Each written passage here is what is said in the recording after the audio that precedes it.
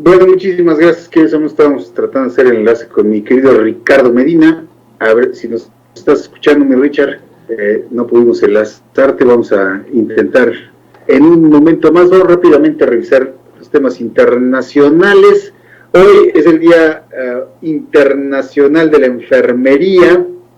Muchas felicidades, muchos respetos, mucha admiración y agradecimiento a todo este personal. Hoy es el sector más devastado, desafortunadamente. Son los soldados de infantería, ¿no? Son los que están ahí peleando cuerpo a cuerpo en el campo de batalla. Obviamente son los que más caen, desde luego. Y se conmemora hoy, en recuerdo al natalicio de Florence Nightingale. Ay, mi querido Ricardo. A ver, perdóname, Richard. Ahorita te marcamos. Déjame ver, se conmemora en recuerdo a Florence Nightingale, quien es considerada la precursora de la enfermería profesional. Ella fue una noble, una fifí, ¿no?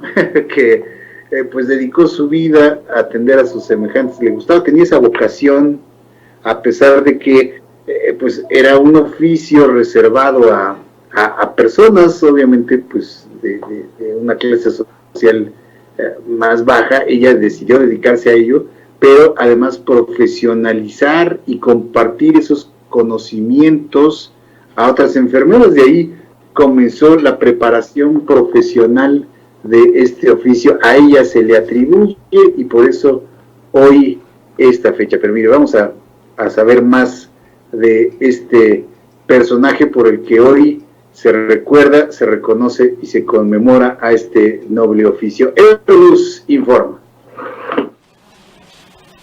Como en otros conflictos a lo largo de la historia, las enfermeras se han convertido en heroínas en la guerra contra el COVID-19.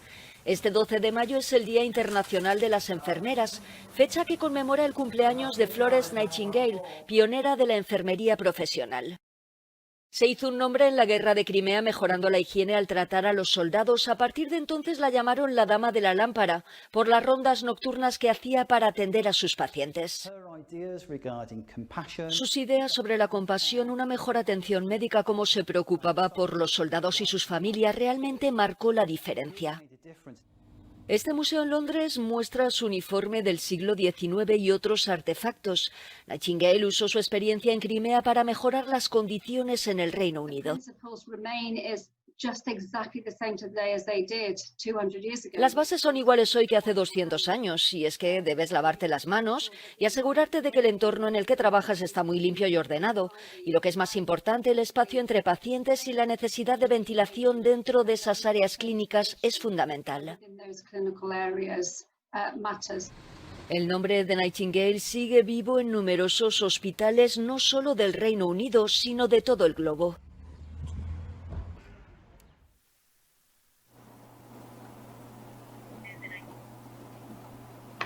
Pues ahí está, muchos hospitales, escuelas llevan su nombre, de esta gran mujer. Fíjese la importancia de dejar una huella indeleble.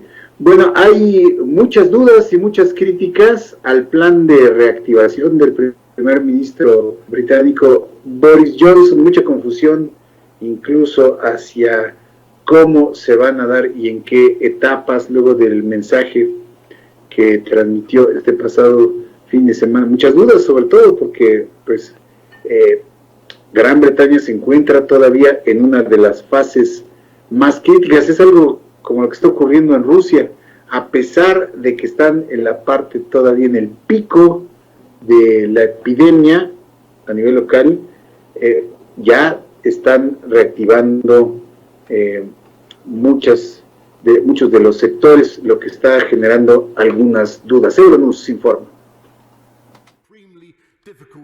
Boris Johnson ha vuelto a la Cámara de los Comunes para dar cuenta de su gestión de la crisis del coronavirus, apelando al sentido común. El primer ministro británico ha respondido a las dudas sobre su plan para levantar gradualmente las medidas de confinamiento impuestas. Johnson ha intentado salir al paso de las críticas por su falta de claridad en su mensaje a la nación del domingo. Hubo quien pensó que tenía que volver al trabajo al día siguiente.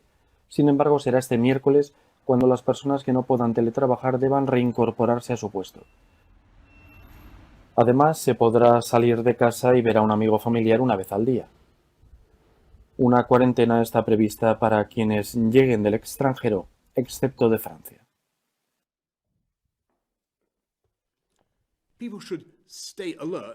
La gente debe mantenerse alerta trabajando en casa si puede, limitando los contactos. Si sale, guardar la distancia de 2 metros donde sea posible. Lavarse las manos con frecuencia. Llevar la mascarilla en espacios cerrados y donde sea difícil mantener la distancia social. Por ejemplo, en algunas tiendas o en el transporte público. Y si uno o alguien de nuestro hogar tiene síntomas, repito, necesitan aislarse.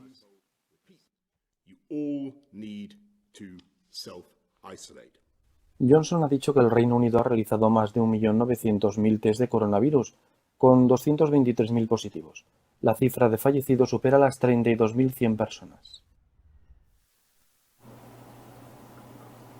Y le digo, también en Rusia se ordena, ahora sí que ahí el presidente Putin, pues también acostumbrado, creado en aquellos regímenes del Soviet Supremo, ha ordenado reiniciar actividades justo en el momento más álgido de la epidemia local del COVID, asegurando, y esto me sonó familiar, asegurando que las medidas preventivas que se tomaron muy a tiempo permiten hoy reiniciar labores tras 6 semanas de confinamiento. Euronews informa. Rusia vuelve al trabajo este martes. En el momento más duro de la pandemia, el presidente ruso Vladimir Putin ha reclamado la vuelta a la actividad tras 6 semanas de confinamiento. Seguirán prohibidos los actos masivos. El confinamiento se mantiene como obligatorio para mayores de 65 años y enfermos crónicos. En un discurso televisado, el presidente Putin enfatizó que la lucha contra el brote de coronavirus continúa. Esta medida extraordinaria ha permitido frenar la propagación de la epidemia. Por eso hemos ganado tiempo y gracias a las medidas que se adoptaron con suficiente antelación, logramos ahorrar vidas. Y así podemos decirlo sin ninguna exageración. Hemos salvado miles de vidas. Rusia ha superado en casos de COVID-19 a Italia y al Reino Unido. El centro comercial Crocus Expo se ha convertido en un enorme hospital de campaña. Dada la gravedad de la situación sanitaria, el presidente ruso advirtió que la desescalada debe transcurrir con precaución y paso a paso, respetando todos los requisitos sanitarios con el fin de impedir un rebrote que agrave la actual pandemia. Tras la llamada genérica a recuperar la normalidad, no será desde el Kremlin desde donde se marcarán las fases, sino que las regiones rusas tomarán decisiones teniendo en cuenta la situación epidemiológica de sus territorios.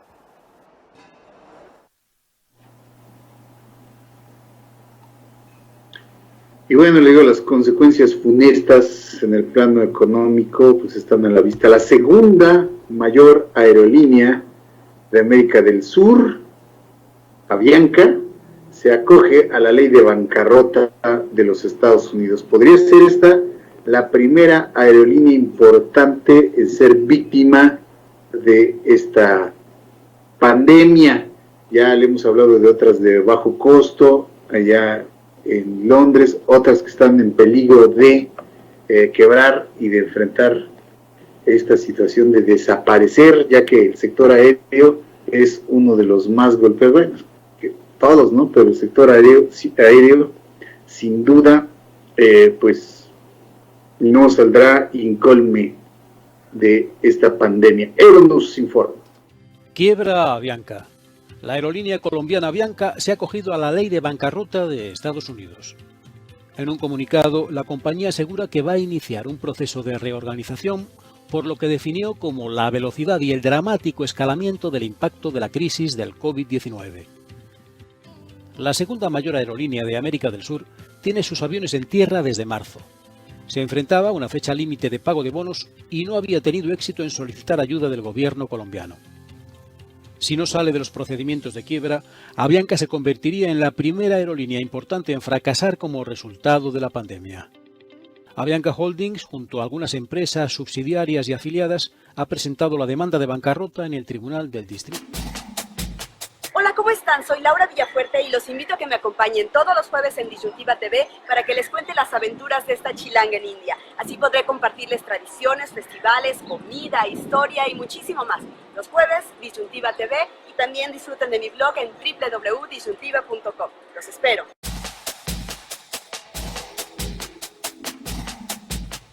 Hola, soy Carlos Cuevas. Los invito a que tomen la disyuntiva todos los miércoles de 8:30 a 10 de la mañana aquí por Disyuntiva TV. Hablaremos de cuevadas, caricaturas, lectura de rostro, fisonomismo en general. Tomen la disyuntiva.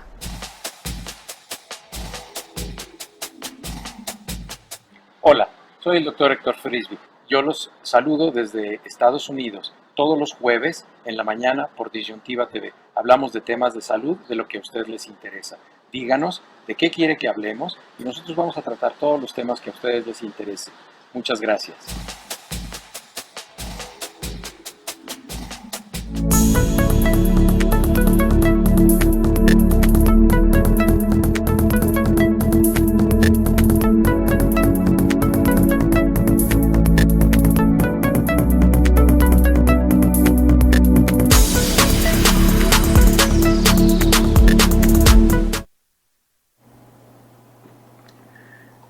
Ya estamos en comunicación con mi queridísimo Ricardo Medina Calvario, nuestro biólogo especialista en medio ambiente, con muchos temas muy interesantes como siempre. ¿Cómo estás, mi querido Ricardo? Qué gusto saludarte de nueva cuenta. Igualmente, afortunadamente bien, aquí sorteando lo de la pandemia bien, afortunadamente, y creo que espero que todos los demás también. Aquí estamos, afortunadamente, y gracias por el espacio. Al contrario, querido Ricardo, para nosotros siempre es una oportunidad de escucharte, de conocer y de aprender contigo. Varios temas aquí en Flash que nos tienes preparados. Hemos comentado aquí esta llegada de esta especie, este avispón gigante asiático a Norteamérica. Ricardo, ¿cómo se dan estas cosas? Generalmente pues a través del comercio, contenedores, o ¿qué nos puedes decir de esto, mi querido Ricardo? Pues sí, muchas gracias. Efectivamente, uno de los tres temas rápidamente que vamos a ver, los tres interesantes y que tienen que ver con el medio ambiente.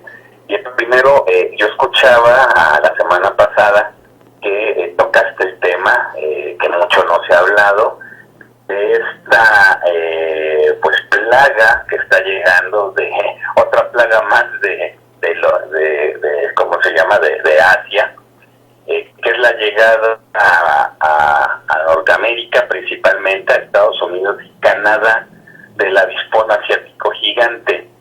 Su nombre científico es Vespa mandarina, así se le denomina, y que de acuerdo a la Comisión Nacional para el Conocimiento y Uso de la Biodiversidad, la CONABIO, a México todavía no ha llegado. Todavía no ha llegado, ¿verdad? Sí, porque había informes de que ya se había avistado, pero no, ¿verdad? No, todavía no. Es que puede confundirse quizá con es primo, vamos a llamarlo así, de las abejas, de los avispones, abejorros, etcétera, son de la misma familia. Nada más que es una especie pues bastante grande, por eso es el avispón asiático gigante. Las obreras de porque tienen un manejo familiar, digamos, dentro de ellos, de que hay obreras y hay reinas. Una obrera del avispón mide 3.5 centímetros aproximadamente, y las reinas hasta 5 centímetros, lo cual comparativamente con una abeja pues es un animal un insecto bastante grande.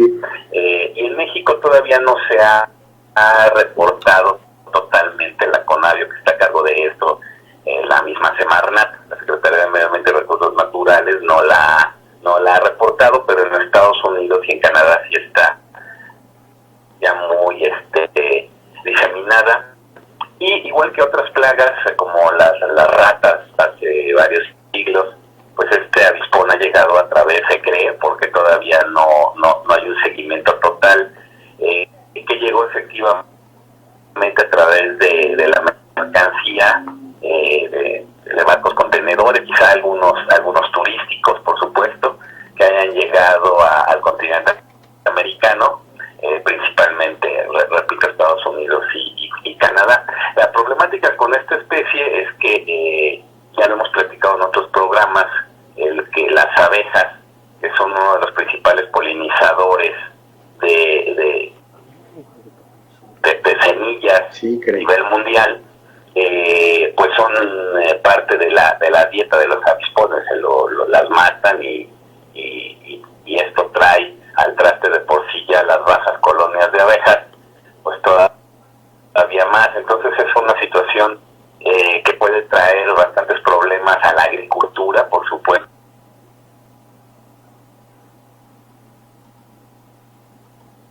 Lleguen a México, no tienden a migrar en demasía, sino ya desde hace mucho tiempo hubieran llegado. Esto es una colonia que se trajo, y entonces se espera que no tengan, tienen un rango, de acuerdo a biólogos asiáticos, tienen un rango de distancia de manejo de 6 kilómetros más o menos. Entonces esto da la pauta a que no tienen grandes desplazamientos, ¿no?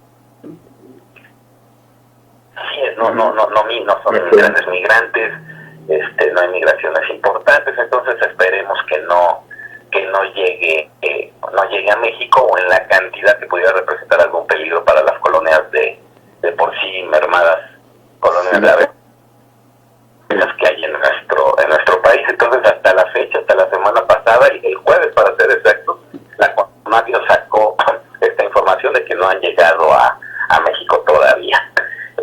Otro de los temas para mí importantísimos, y que tú has dado en todos los medios, aunque bueno, como repitiéndolo con el coronavirus, pues poca información aparte de esto sale a reducir, pero este tema de que sabemos que hace algún tiempo, sobre todo a partir del expresidente Enrique Peña Nieto, se hizo algunas operaciones con empresas privadas para generar energía limpia, sobre todo llamada así, energía verde, energía limpia, cogeneración, etcétera. Y para estas fechas ya deberían entrar en preoperación las plantas, sobre todo solares y eólicas. Y el Centro Nacional de Control de Energía, la CENACE, a través del Diario Oficial de la Federación, prohibió las pruebas operativas de estas centrales eléctricas de energía renovable, principalmente solares y eólicas. Sí, no le gustan al señor, afean el paisaje, dice, ¿no? Sí, o sea, no le gustan los ventiladores esos, los de Bartlett, sí. Los de Bartlett. Y bueno, aquí hay algo importante, ¿no? La idea es que México contribuye, bueno, en México esta energía renovable, limpia, verde, etcétera, contribuyeran con entre el 6 y el 7% de la generación eléctrica en nuestro país, una inversión aproximadamente de $6,000 millones, que eso es importante, y que con esto se cumpliera, entre otras muchas cosas, con el famoso Acuerdo de París, que pretende bajar las emisiones contaminantes, y que la generación de energía eléctrica es parte fundamental de esta generación. Y sobre todo a nivel nacional, y esto sí que se escuche fuerte y claro, en México contamos con la Ley de Transición Energética y la Ley General de Cambio Climático. En estas dos leyes se indica de manera particular que el 35% de la electricidad debe de generarse con fuentes renovables o limpias para el 2024, o sea, al final de este sexenio. Entonces, con esta prohibición de las pruebas operativas de las centrales eléctricas, pues va a quedar disminuido esta posibilidad grandemente. Hay que tomar, yo creo que son 3 factores principales los que hicieron tomar esta decisión. En el diario oficial se menciona que es por la emergencia sanitaria, pero tratara por la emergencia sanitaria, entonces estaríamos hablando que la construcción del aeropuerto o la construcción de la refinería en Tabasco pues no se podría dar, Claro. derivado de la emergencia sanitaria, pero esos son proyectos pues también se publicaron que son prioritarios para este gobierno y para México, y entonces esos sí se pueden construir. Sí. Yo creo, y de acuerdo a especialistas, y estoy de acuerdo, son 3 elementos por los que se prohibió a este momento estas pruebas. El primero es que el costo de operar estas instalaciones es muchísimo menor al que cuesta las operaciones de la Comisión Federal de Electricidad a través de sus plantas termoeléctricas sobre todo. La segunda es que ahorita hay una baja demanda eléctrica, por supuesto, al estar en casa y ante la pandemia, pues sí hay una baja en la demanda eléctrica. Y algo muy, muy importante, la Comisión Federal de Electricidad utiliza en muchas de sus plantas combustóleo. El combustóleo es un combustible que es el desecho de la refinación del petróleo, y que en México pues hay una gran cantidad de combustóleo. Este tiene un alto contenido de azufre, uno de los principales elementos que van a la atmósfera y traen todo esto del cambio climático. Entonces, como ahorita no se está vendiendo tanto petróleo porque no hay demanda, entonces tenemos una reserva, por llamarlo así, de combustóleo muy alta. Un exceso. Entonces, pues tenemos exceso, Sí. Hay que utilizarlo. Entonces, pues las plantas de CFE pues van a utilizar este combustóleo para eliminarlo. Además, el señor presidente dijo que dentro de muy poco tiempo ya no vamos a vender petróleo, todo lo vamos a refinar en México, todo utilizarlo en combustóleo y además toda la gasolina. Entonces, estos son los 3 elementos por lo que hicieron prohibir las pruebas operativas y no por la emergencia sanitaria, que quizás tenga un poco que ver, pero la verdad nos quieren dar a tole con el dedo. Esta es la realidad de lo que está pasando, no es una opinión, es una realidad de lo que está, Por supuesto. de lo que está pasando. Entonces, son 28 proyectos con $6,000 millones que están parados y no sabemos si los vayan a parar definitivamente o en algún momento vayan a poder salir a la luz. Y rápidamente, Jorge, si me lo permites, al tercer tema. Fíjate, Lamentable esto del SENACE, mi querido Ricardo. Ahora sí que vamos para atrás, ni modo. Sí, es muy lamentable esto. Y el tercer tema es el de los residuos, el manejo de los residuos, que bueno, tenemos lo hemos platicado mucho también aquí, cómo separarlos, porque son residuos, cuáles no, etcétera, etcétera. Pero en estos tiempos de pandemia, una situación importante es qué hacer con los residuos que han manejado alguna situación de COVID-19, ¿no?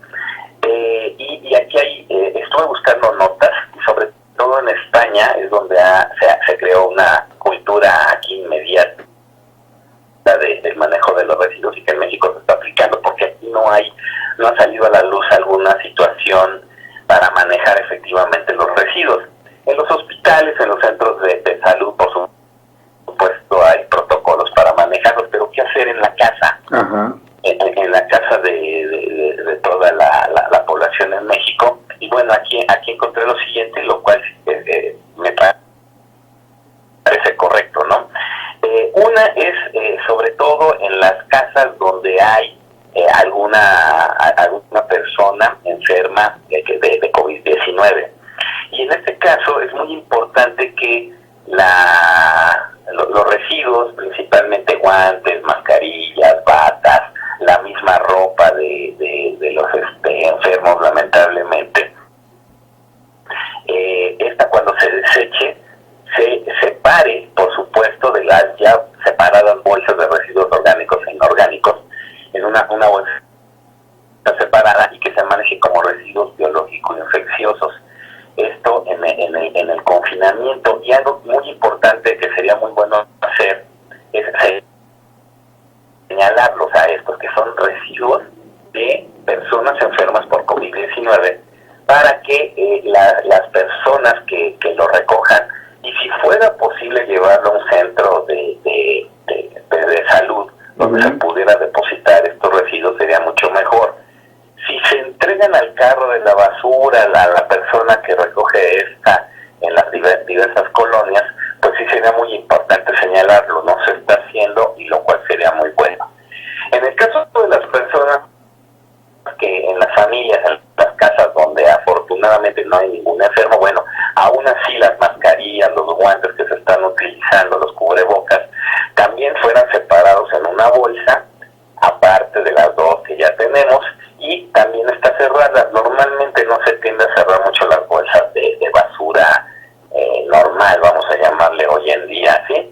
Pero sí las que se tienen, que se han utilizado para protección, pues sí separarlas, rotularlas si fuera posible, señalarlas y cerrarlas para que la gente que nos ayuda en esto de recoger la basura, los residuos, porque ya no es basura, pero bueno, todavía se entiende de mejor manera así, los residuos sólidos, los orgánicos, inorgánicos, bueno, entonces sí separarlos y ponerlo en una bolsa. Y me faltó algo, la gente que lamentablemente está enferma, de mejor manera debería ser en doble bolsa, de las que utilizamos, que se venden comúnmente, poderla manejar en doble bolsa. Además de que cuando se entregue a la gente que recoge estos residuos, pues sí, manejar, lavarse las manos, todo el protocolo que se está siguiendo de manera común, pues cuando se manejen los residuos, pues es mejor, de mejor manera. Entonces esto es lo que hay, y sería muy bueno que se pudiera sobre todo separar, porque cuando llega a su destino final, pues la gente que se encarga de hacer la famosa pepena, pues al darse cuenta, esperemos por supuesto, que las bolsas contienen residuos que manejaron o que pueden estar impregnados de este virus, bueno, pues vengan totalmente a separarlos, a incinerarlos, y no cometan la situación de estarlos separando para ver qué encuentran y poder obtener recursos económicos. Sí, desafortunadamente. Es importante. Desafortunadamente es algo que está ocurriendo. La Unión Nacional de Empresarios de Farmacia, los farmacéuticos, están alertando que justamente hay personas que están sacando de la basura, sobre todo las mascarillas, para pues darles ahí una limpiadita y revenderlas, querido Ricardo. Entonces imagínate, un mercado negro. Están lanzando la iniciativa con el hashtag Corta Cubrebocas, para que, como tú bien apuntas, se destruyan estas antes de depositarlas en la basura, sobre todo de personas enfermas, ¿no? Sobre todo este tipo, las mascarillas, no a lo mejor estos cubrebocas de tela que pues al ir a la basura, pues ahí se van degradando, pero sí las mascarillas, hay pena que está sacándolas de la basura, las vuelven les dan una ahí limpiando, una shineadita, y las revenden, Ricardo. Qué peligrosísima situación esta. Por ello, la iniciativa hashtag Corta Cubrebocas, para tijeretearlas antes, y cualquier cubreboca en general, antes de disponer de ellas.